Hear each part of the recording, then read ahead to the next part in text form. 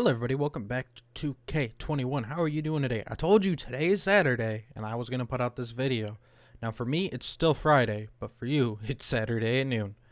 So, as you can see, I have the second rank, so we're 2-0. We're aiming for 6-0. So I think this week was actually one of the worst weeks because one of the conditions is only one Ruby or higher player.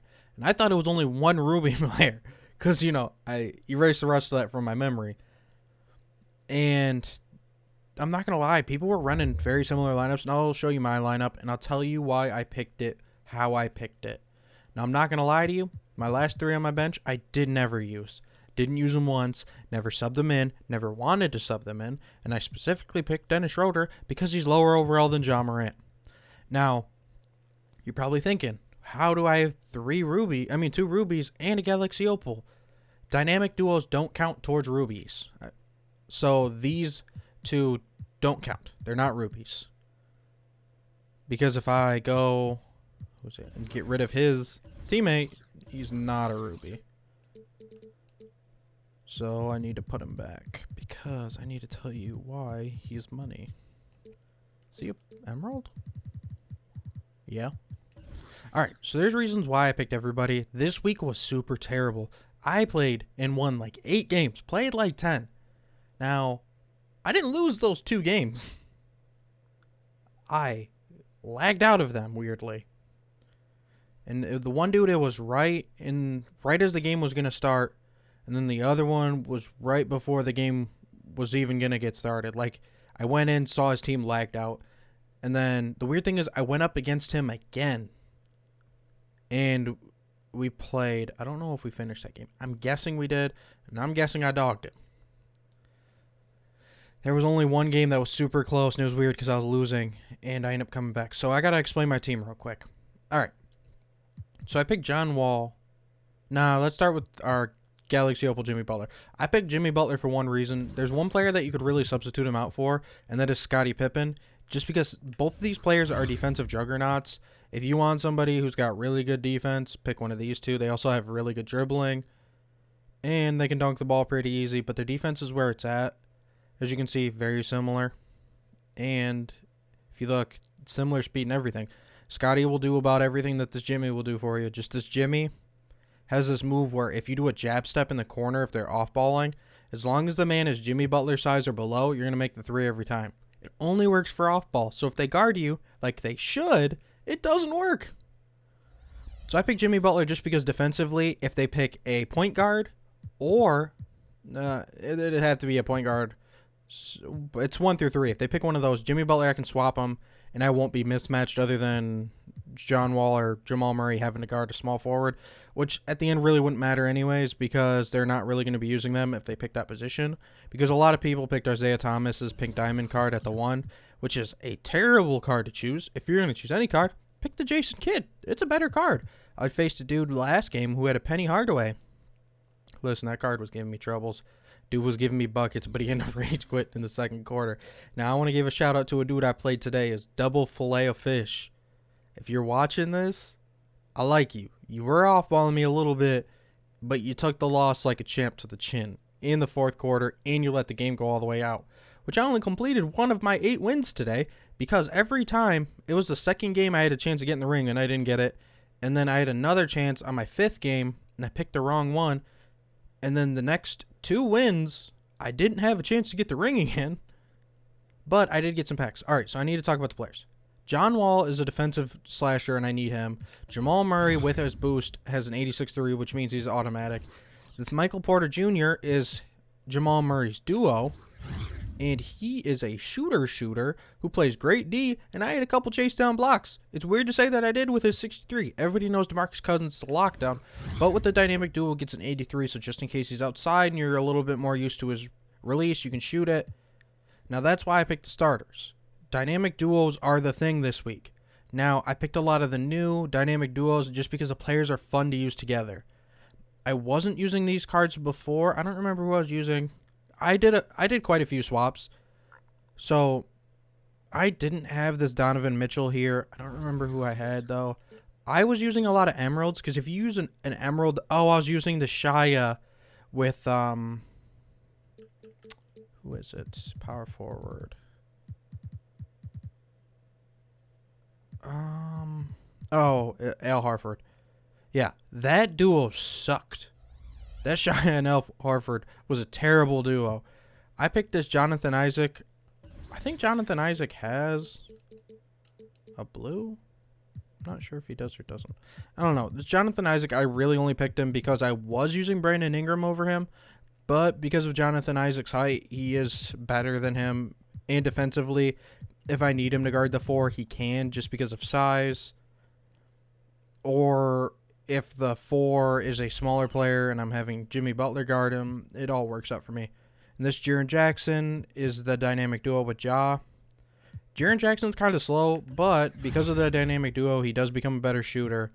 And I chose this Rudy Gobert with Donovan, and it really doesn't do anything because he's just more or less just a defender in the paint. Now, the last 3 on your bench don't really matter. If you want to use players just in case you're using them a lot, this week's challenges are not very long. It's only 4 minutes. It's not 5-minute quarters. You could be playing these players and switching from your starter to your bench every quarter. So you'd finish out with your bench, start with your starters. But I was letting them play 3 minutes each and then swapping, or just be random, because there were times when I needed to play my starters at the last 2 minutes of the game just because I needed Jimmy Butler to be scoring. Jimmy Butler was scoring about 20 points a game if we went to at least 50 points. If we weren't going to 50, he's not getting 20. He wasn't scoring like that. This Jamal Murray was at least good for a 3 every game. John Wall could score 10 any game. This Ja had 2 games where he had over 15. This week was the hardest one because it seemed like there were a lot better players this week. I wasn't running into a bunch of just rage-quitting first-quarter bums. It's weird for me to say that. But I need to ask you guys, have you completed yours already? Because I got my 2 rings, and I want that Russ card. And I'm probably not... Nah, he's probably going to make the God Squad. He was on this team for... not the God Squad, the varsity team. Because I know Jimmy Butler's going up, and I need more players to be swapping in and out. There are new players, and I need to do some more swapping. Then I need another player right here. But did you guys get it?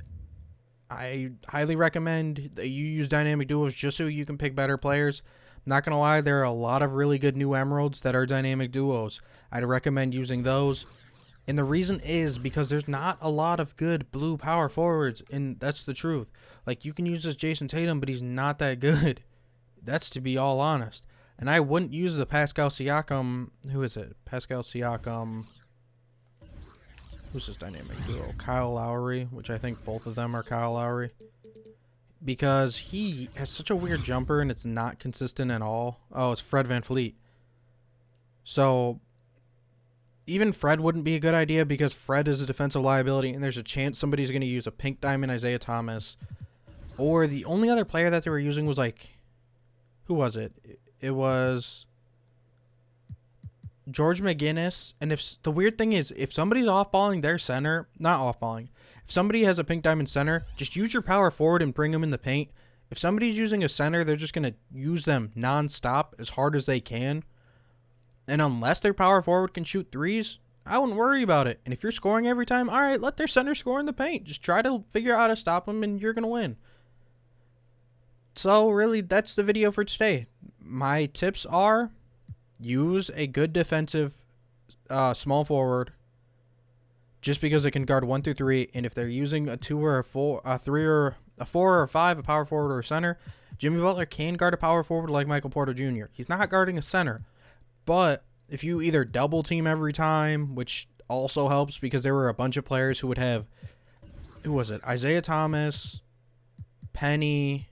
There weren't a lot of people using, oh, a dude was using Magic, just doubling the point because they won't shoot with anybody else. If you realize that they're only using one player, double team, and it will work. That helped me get 3 of my wins, just double team one person. I had to off ball my power forward to put him in the paint to get ready for his center to go in the paint for the 13th time that game. Make sure you don't foul. So that's the video for today. We still got 3 more videos coming out. I told you I'm going to do this whole spotlight by the end of this weekend. I don't know if we're posting a video Monday. I'm not going to lie. I know there are new cards that I haven't reviewed yet. And you get a bunch of packs. So just from playing limited, I got these 4 packs. Probably nothing good, but there's a chance I can get all these cards. I don't have that Pink Diamond KD. And really, out of all of them, that's the only one I want. There are new packs that just came out. It is the wrong one. The Idols, which I probably am not going to get many of these. Because they don't look like they're that good.